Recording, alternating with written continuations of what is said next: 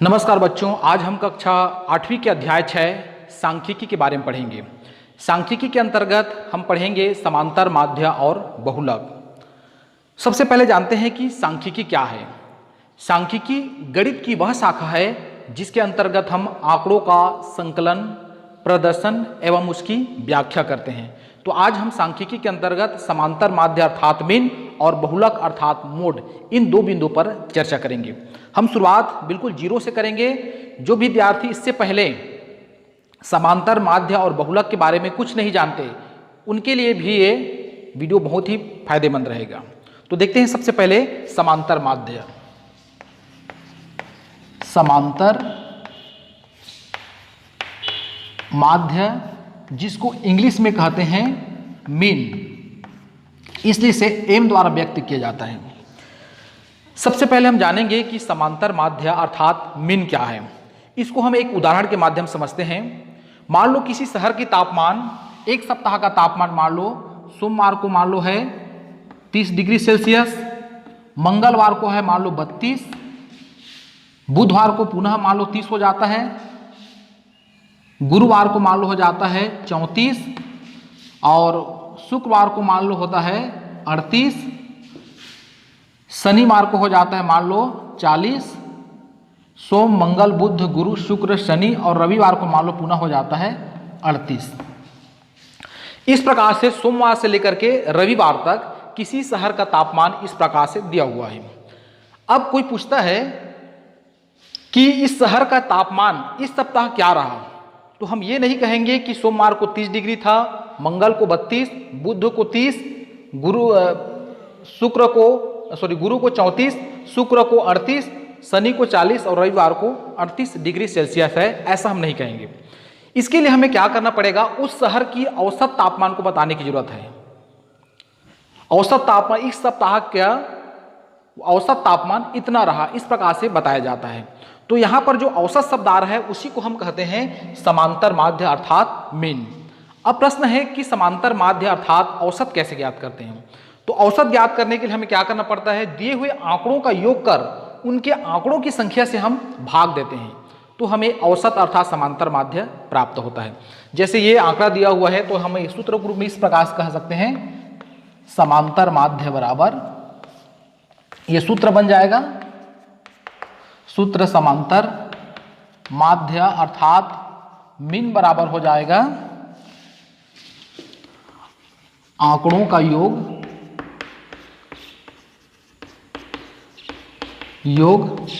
बटे आंकड़ों की संख्या।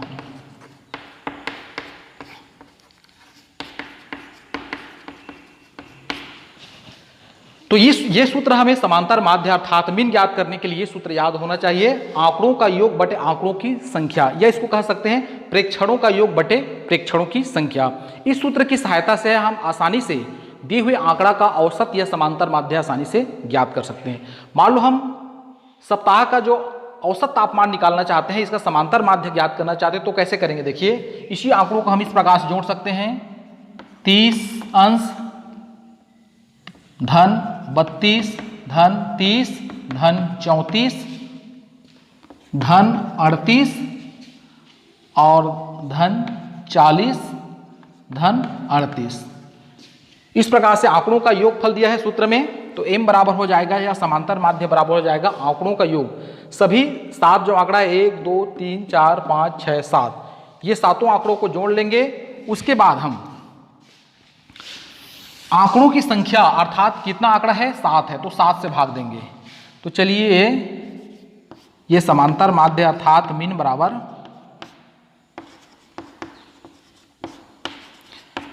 बराबर हो जाएगा, सभी आंकड़ों को जोड़ लेते हैं, तो ये हो जाएगा 8 8 8 16 16 4 20 20 2 22 22 का 2 हासिल 2, बाकी को जोड़ लेते हैं, 3 4 7 3 10 3 13 13 3 16 16 3 19 20 21 22 23 24, ये हो जाएगा 24।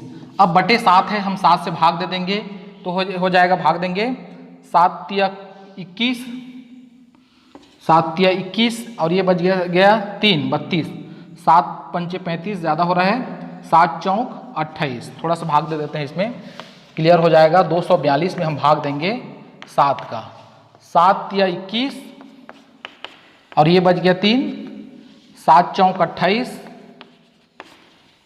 ये हो गया 40.7 पंचे 35, पंचे 35 पुनः 5 हो जाएगा, 7 सत्ते 49। तो हम लिख सकते हैं इसको, इसका जो औसत प्राप्त होगा 34.57 लगभग, इतना हमारा औसत प्राप्त हो जाएगा। तो हम ये कहेंगे अगर इस सप्ताह का औसत तापमान कितना होगा, तो ये नहीं कहेंगे कि सोमवार को 30 है, मंगलवार को 32 है, बुध को इतना है, ऐसा हम नहीं कहेंगे। इसको बताने की जरूरत है इस सप्ताह का औसत तापमान 34.57 डिग्री सेल्सियस है।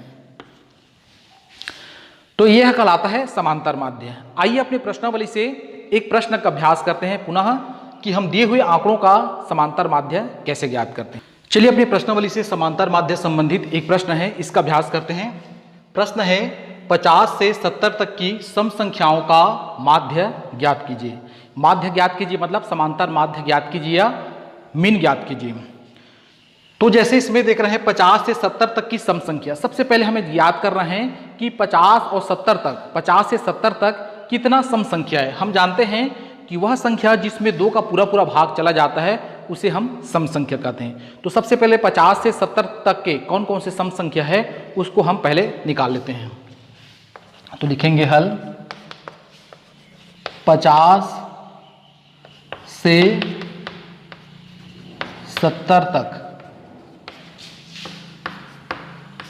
सम संख्या ये हो जाएगा, स्वयं 50 है। उसके बाद हम जानते हैं वह संख्या जिसकी इकाई में 0, 2, 4, 6, 8 इतना रहता है उसे वह सम संख्या होता है, अर्थात वो 2 से पूरा पूरा भाग चला जाता है। 0, 2, 4, 6, 8, तो जिसके इकाई में ये संख्या है वही सम संख्या होंगे। तो ये 50 हो गया, 52, 54, 56, 58, 60, 62, 64, 66, 68 और ये 70। तो ये होगा 50 से लेकर के 70 तक के सम संख्या की इसकी संख्या है 1, 2, 3, 4, 5, 6, 7, 8, 9, 10, 11 आंकड़ा हो रहा है। अब हमारे पास में सम संख्या जो 50 से 70 तक है उनका आंकड़ा प्राप्त हो गया है। अब इसका हम समांतर माध्य ज्ञात करना है, तो हमें सूत्र लिखना पड़ेगा। सूत्र समांतर माध्य बराबर हम जानते हैं आंकड़ों का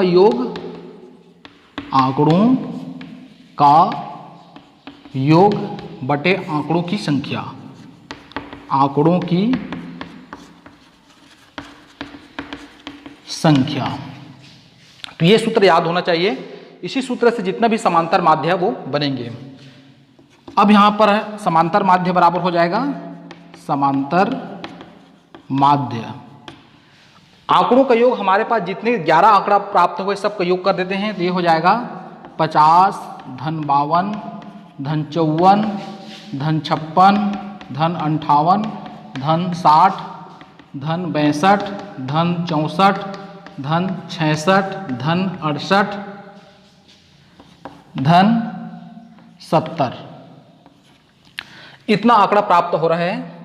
चलिए इसको यहीं पे लिख देते हैं, धन 70 बटे आंकड़ों की संख्या। आंकड़ों की संख्या अभी गिनती लगाए हैं 11 है। अब अंश में जितने भी आंकड़ा दिखाई दे रहे हैं सबका योग करना है। तो आप योग करके देख सकते हैं, सबको योग करने पर यह प्राप्त होगा 660। समांतर माध्य बराबर प्राप्त हो जाएगा 660 बटे 11। अगर हम 660 में 11 का भाग देते हैं तो ये हो जाएगा 11 छक्का 66 और 11 शून्यम 0, तो ये हो जाएगा 60। ये हमारा हो जाएगा समांतर माध्य।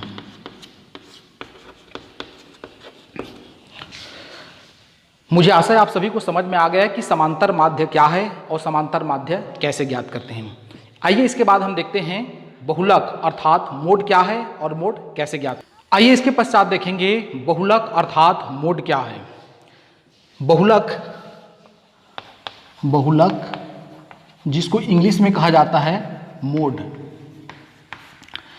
सबसे पहले जानेंगे बहुलक क्या है। जैसे कि नाम से स्पष्ट है, बहुलक जिसमें आंकड़ों की आवृत्ति सबसे अधिक होता है या जो आंकड़ा सबसे अधिक बार आता है उसे हम कहेंगे बहुलक। चलिए इसको एक उदाहरण के माध्यम से समझते हैं। मान लो हमारे पास कुछ आंकड़ा दिया हुआ है, 3 है, 4 है, 3, 5, 7, 3, 8। मान लो हमारे पास कुछ आंकड़ा है, आंकड़ों की संख्या है 1, 2, 3, 4, 5, 6, 7। हमारे पास 7 आंकड़ा दिया हुआ है। अब जो आंकड़ा सबसे अधिक बार आता है उसी को हम कहते हैं बहुलक, अर्थात जिसकी आवृत्ति सबसे अधिक बार हो। जो आंकड़ा सबसे अधिक बार आए उसे हम कहते हैं बहुलक अर्थात मोड। तो यहां पर देखते हैं 3 कितने बार आया है, 1, 2, 3 बार आया है, 4 एक बार आया है, 5 एक बार आया है और 8 एक बार आया है। सबसे अधिक बार आवृत्ति किसकी हुई है, 3 की हुई है। अतः हम कह सकते हैं कि इस आंकड़ा में बहुलक हो जाएगा 3। 3 की आवृत्ति सबसे अधिक 3 बार हुआ है, अतः हमारा बहुलक हो जाएगा 3। तो बहुलक को हल करने के लिए अर्थात मोड को हल करने के लिए किसी भी प्रकार से सूत्र की आवश्यकता नहीं है। ठीक है, इसमें हमें अगर आंकड़ों की संख्या ज़्यादा है तो हमें एक आवृत्ति सारणी बनाना पड़ेगा, उसका टेली करना पड़ेगा। टेली करने के बाद हम आवृत्ति सारणी बनाएंगे, तो जिसकी आवृत्ति सबसे अधिक बार होगा वह कहलाएगा बहुलक। तो ये हुआ बहुलक का कॉन्सेप्ट। तो बहुलक कैसे निकालते हैं सारणी के माध्यम से, आइए अपने प्रश्नावली से एक प्रश्न का अभ्यास करते हुए समझते हैं। आइए अपने प्रश्नावली से एक प्रश्न देखते हैं जिसमें हम दिए गए आंकड़ों का बहुलक प्राप्त कीजिए। जैसे कि मैं बताया था, यदि आंकड़ों की संख्या कम है तो हम गिनती लगाकर आसानी से बता सकते हैं कि बहुलक कौन होगा, लेकिन जब आंकड़ों की संख्या बहुत ज़्यादा हो तो हमें एक सारणी बनाना पड़ेगा। तो देखते हैं इसको कैसे हल करेंगे।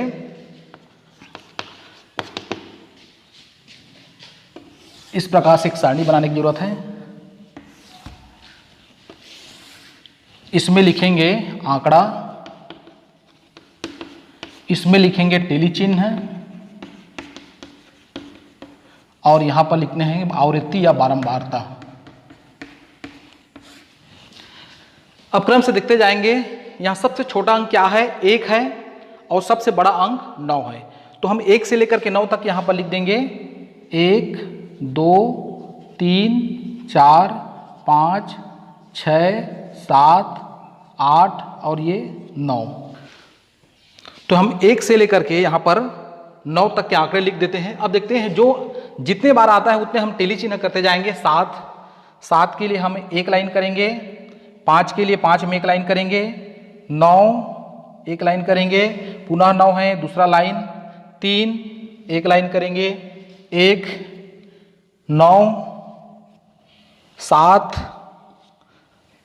5 के लिए एक लाइन करेंगे, 3 के लिए पुनः एक लाइन करेंगे, 1 डबल है तो 2 लाइन कर देते हैं, 9, 7 है तो 9 की जगह में एक लाइन और 7 की जगह में एक लाइन, 9, 7 के बाद पुनः 7, 5 है, 7 की जगह में एक लाइन, 5 की जगह में एक लाइन, 5, 5 है, 5 में 2 बार करना है, ये 4 हो गया तो 5वां को हमें ऐसे तिरछा काटना है, पुनः 3, 1 है, 3 में एक लाइन, 1 में एक लाइन कर देते हैं, 5, 3 है, 5 में एक लाइन, 3 में एक लाइन, पुनः 5 है, 1 है, ये 4 हो गया तो 5वां को इस प्रकार से कर देंगे, पुनः 5 है, 7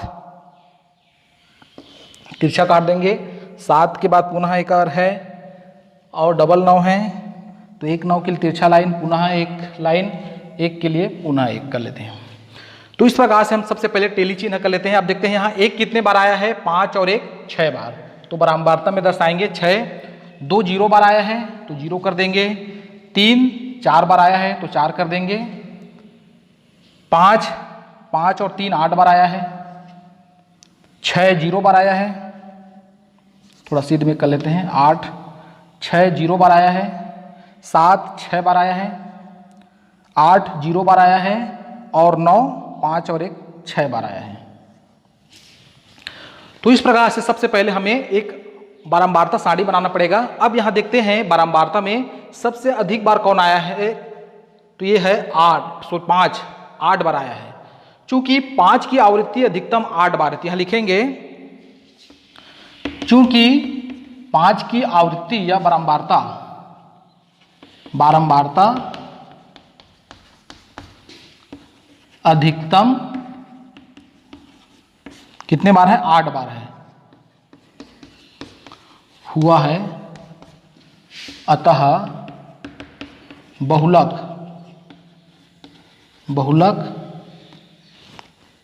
5 होगा। इस प्रकार से हम बहुलक को आसानी से ज्ञात कर सकते हैं। इसके लिए हमें किसी भी प्रकार से सूत्र की आवश्यकता नहीं होगी। तो मुझे आशा है आप सभी को समझ में आ गया है कि सांख्यिकी क्या है, समांतर माध्य क्या है, कैसे ज्ञात करते हैं, साथ ही साथ बहुलक क्या है और बहुलक कैसे ज्ञात करते हैं। यदि वीडियो अच्छा लगे तो मेरे चैनल को सब्सक्राइब अवश्य करें। धन्यवाद।